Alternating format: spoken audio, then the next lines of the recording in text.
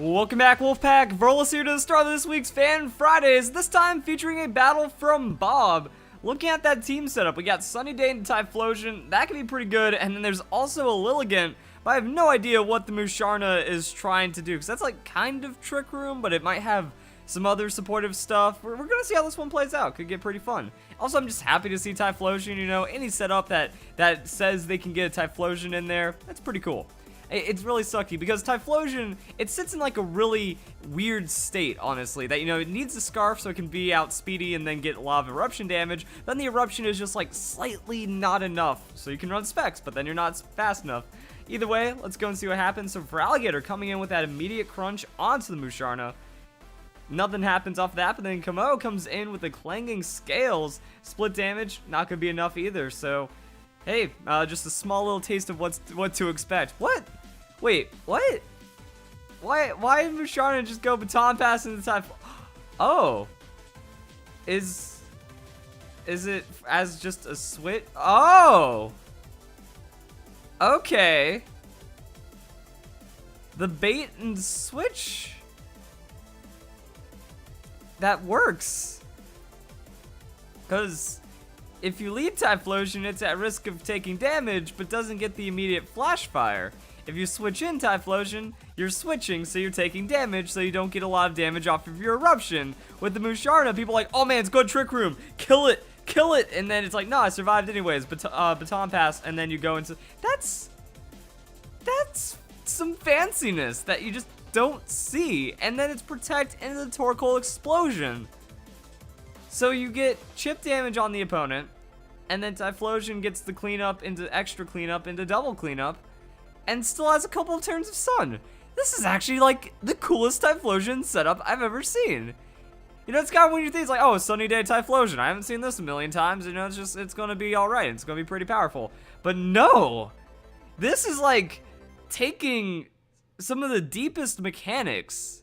It's not even like deep mechanics. You know, it's something that's always there, but applied in a way that doesn't really get used that often. You know, I think I've heard about it being used like this once or twice, but not necessarily for Typhlosion, just like the bait underspeed Baton Pass for setup.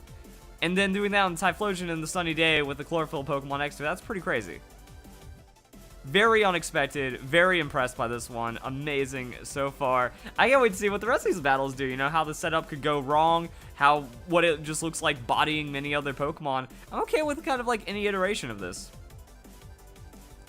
So now Ampharos, it's going to come in, going to have that Mega, which means that's not going to take as much damage from the Eruption, so that's going to be a problem. However, Sceptile will take a lot of damage from the Eruption, so maybe Lilligant just needs to come in with a little bit of extra oh, Lilligant with the After You, though. Alright. So Typhlosion's going to take that, go into the Eruption, using that Chlorophyll to get the extra speed even, and then, yeah, Sceptile, ooh. Going to survive on that Focus Sash. Kind of like when you see the Sceptile just there, but no Mega. Kind of makes sense. Sceptile coming in with that Focus Blast. Focus Blast is going to target the Lilligant. Lilligant tanks that one up pretty well, and then Ampharos with that Dragon Pulse. Dragon Pulse also going to be targeting the Lilligant. That's a interesting choice. Takes out the Lilligant, though. Alright. It's maybe not the most ultimate flawless strat, but now Musharna comes in. What is Musharna going to contribute with this one? Sceptile has the Earthquake, so interesting outspeed. So it's not Scarf Typhlosion. I guess we obviously see that with the Protect. So yeah, Typhlosion does need the speed from the Lilligant to kind of take off as much as possible. But then we have a Z move. And I guess that's also what Typhlosion... Okay, so we don't have the item, which means we are kind of lacking on that damage, but we do have the Flash Fire into Sun. Like, Flash Fire, Sun, Scarf, you know, Scarf doesn't give you any bonus damage either. So I guess you have that Inferno Overdrive after you've already scored all those KOs. You know, you get the After You, KO. You get the After You again, whatever doesn't die, dies on the next turn, because that's when you take the hit. Typhlosion is durable enough to survive quite a bit of moves, and then that's when you just go for the one shot regardless of your hit points, and then Musharna has that damage option just in case there's Sash, just in case there's a low opponent. So yeah, a lot of it has a good amount of flow. I want to see a battle that can maybe show that off a little better, because I think like the opponent not getting like a KO or double KO kind of made it look weird. But I mean, I think that's kind of all you need. After you into the nuke, because Explosion, Eruption, that's enough to secure KO easily. And then we have the other one. So cool. Let's go into the next battles. I'm actually excited to see how this one plays out, so let's go right into it. And the opponent, even running the legendary Landorus, and there's also Rotom Wash in there, so just an annoying looking team. How are we going to get through this one, guys? Well, let's find out. That's what I mean, I'm excited right now. So the setup looks like it's going to do pretty much the same thing. The opponent doesn't have, like, immediate wreckage as well. So, like, Landorus, guess it's going to come in. It's going to go for that Rock Slide. Rock Slide's whatever. Tyranitar, it's going to go for the Crunch. Musharna should be bulky enough to survive it, because we saw the Feraligatr Crunch, and that's most likely Sheer Force already getting, like, a lot of boosting right there. So, getting stab levels of damage close to Tyranitars. And the Sand, oh man, that's one thing about having such a slow Pokemon on that Torkoal, is the Sand is going, or any kind of weather setup the opponent goes for, is going to get blocked right there. So switch Rotom into Earthquake, another just kind of straightforward thing that you'd pretty much expect. Torkoal takes a lot of damage, doesn't get KO'd by that. Musharna takes a good hit, but is alright. And then the safe Baton Pass to get in. And then we're going to go Baton, like the Lava Plume is another one that gets me, because I like that combo. Lava Plume into Flash Fire. Seen that a lot. Lava Plume is one of those interesting moves because it has like a lot of just extra effects that work out really well. You know, hits all of the opponents. It's the Fire type Discharge. 1 in 3 chance to burn as well, and you can tag the Landorus, meaning it's not going to do much damage anymore. So there's so much benefit that happens on turn 1, and then it's like confuse the opponent. Like, what noob is going to Baton Pass instead of switching on turn? Like, what is the point of the strat? Well, the point of the strat is to completely wreck you.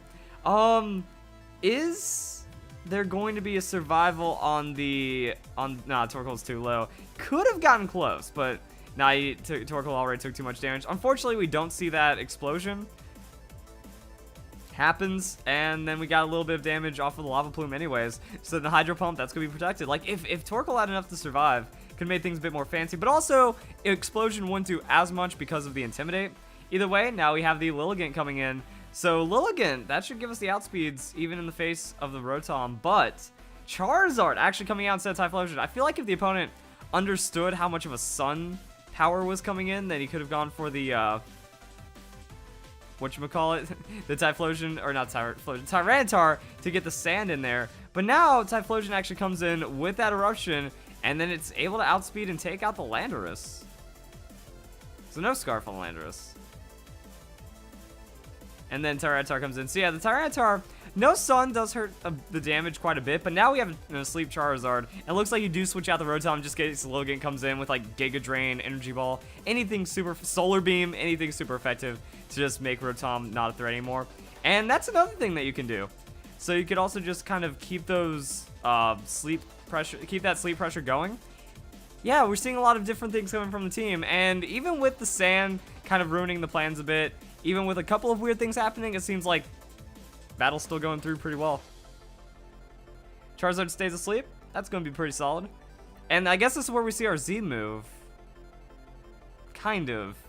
Because it's like, what would we use the Z move on? Because if we, actually no, we wouldn't even expect Rotom to outspeed us. So I mean, Typhlosion seems to still be able to, yeah, like everyone's still fast enough. So in the cases where you don't get outsped and you're not faced a lot of sweepers, you can just do this. And it seems to work. Typhlosion still goes for that Eruption. That's going to be enough to KO the Charizard. How big is the hit? Solid hit onto Rotom as well. And then we just have Lilligant outspeed for the KO anyways. So yeah, that got a lot weirder than I thought. Because I was like, oh, Landorus could outspeed and then bad things happen. And then we also have Lilligant coming in to do its thing. And then Sand is in the way. So we're not getting all the benefits that we could. It's fancy. It's a little interesting right there. And yeah, like I don't really know what to say.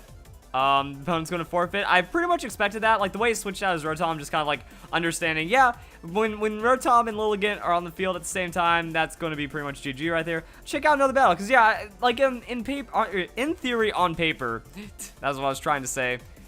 It seems so straightforward, you know. But then in the battles, it's like whoa, it got weird, but we still won.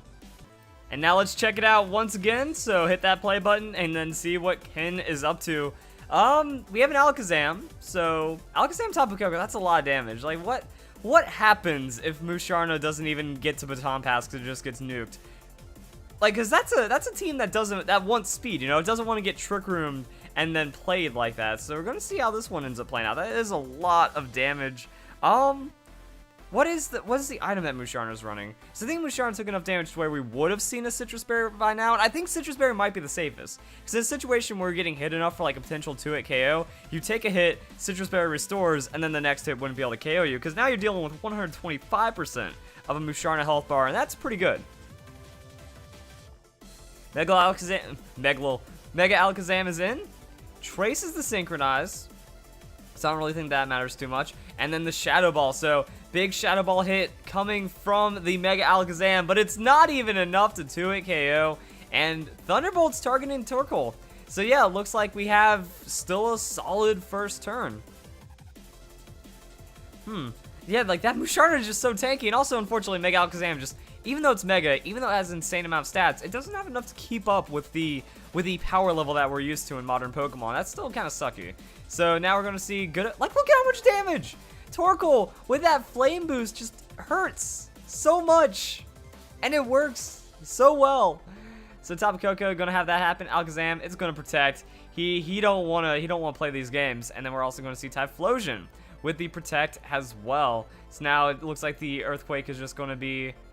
Oh, is that going to be enough? So Thunderbolt single target damage, Discharge less damage, and then split. Will Torkoal survive?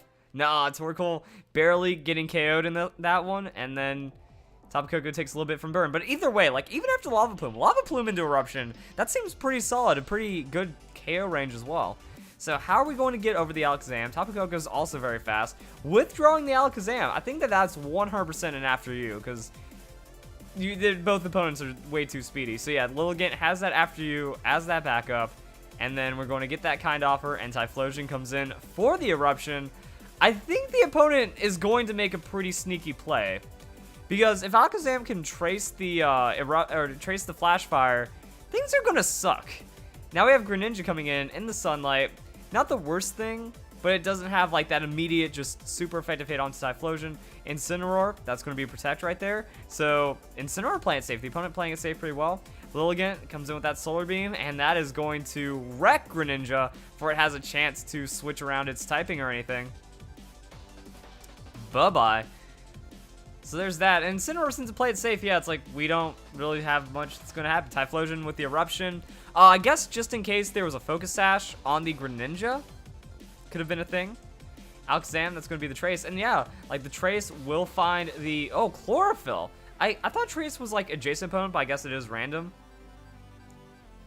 Helping Hands. Okay. But Chlorophyll, Alakazam's Psychic ridiculousness. Looks like Typhlosion's going to take the hit. Ooh. Oh, wait, never mind. That's going to be the Inferno Overdrive. Let's say, like, do you want to be taking that kind of hit when you're going for the Eruption? Even with the Helping Hand, I don't know if you could get that damage offset, because, like, that damage scales down fast. So Inferno Overdrive comes in, and that boost, that Sun, Flash Fire, Helping Hand, Inferno Overdrive, absurd damage. Incineroar gets KO'd right there. But now we have the Alakazam being pretty fast, except the sunlight fades, electricity disappears. It should be able to take down the Typhlosion. So Alakazam comes in with that Psych again. That's going to be able to remove Typhlosion from the game. Unfortunately, now we know Musharna, it could be in there. It can hit a little bit. Lilligant has that Sleep Powder. Okay, so that's going to be nice to see. Alakazam's still going to be fast, still going to be threatening, has that damage. But now that it's asleep, should be able to take it down pretty easily. Lilligant can run that Bug Buzz, which will be super effective. Then we might get a glimpse as to what Musharna is rocking on its moveset as well. Solar Beam? Ooh. So, just stuck with that Solar Beam. Going to absorb light and chill. Then we have Calm Mind on the Musharna to gain less damage against it, as well as a solid hit back. Alright, this game looks wrapped up pretty well. Alakazam's asleep. How much is that Solar Beam going to do? Should be able to KO, because that's high base power, stab. Lilligant hits hard. Alakazam does have a high amount of special defense, but it's not going to be enough, and Alakazam goes down. So yeah, some weird interactions for all the battles, but overall, did play out pretty well, and that was a hype. Like, when we first saw that strat roll out, amazing, guys. So that's gotta be my favorite Typhlosion strat I've seen so far. So guys, enjoy the video. Hope you all get ready for some more fan fries in a bit, and I'll see you then. Thank you very much for watching.